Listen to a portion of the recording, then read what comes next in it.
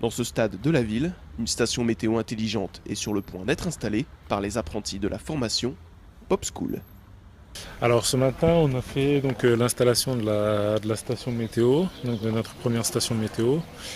Donc on a dû chercher en fait, enfin, pour chaque stade où on va installer les stations, il va falloir trouver le bon emplacement, c'est-à-dire un emplacement qui permette à la station d'être éclairée, enfin au panneau solaire d'être éclairé toute la journée, pour éviter que le pluviomètre en fait ne récolte trop d'eau de l'arrosage.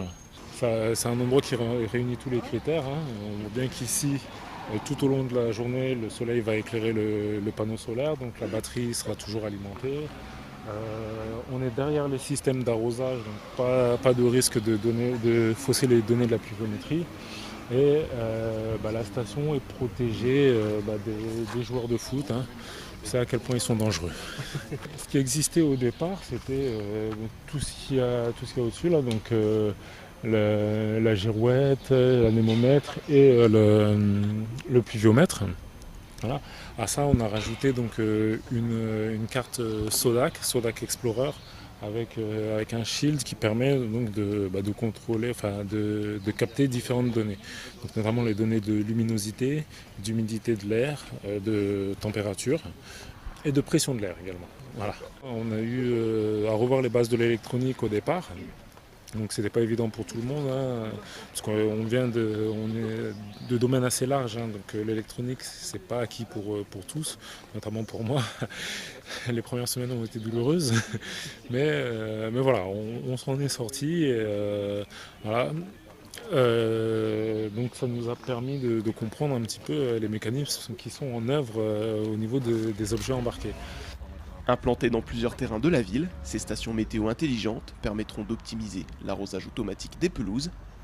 Ces stations n'avaient qu'un but pédagogique au départ, mais un engouement s'est créé autour de ces projets et la ville de Saint-Quentin en a décidé autrement.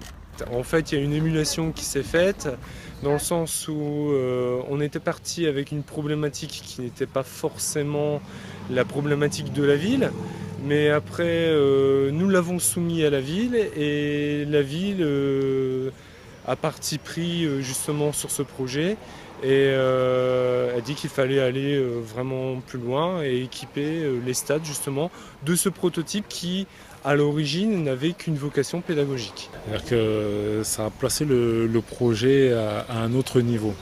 C'est-à-dire que ce n'est plus le projet qu'on utilise donc, dans le courant de la formation, c'est plus juste un fil rouge, mais c'est quelque chose qui va être véritablement réutilisé derrière. Donc ça nous met un peu plus dans un cadre professionnel, on va dire. Sachant que voilà, on a des prestataires, entre guillemets, qui derrière vont utiliser notre produit. Donc à ce moment-là, voilà, le produit, il faut surtout pas le rater, quoi. Normalement, oui, il y a d'autres sessions qui sont prévues sur justement des problématiques qui vont être développées avec la ville, notamment sur la gestion donc, des fluides, afin de faire un maximum d'économies sur toutes les sources d'énergie.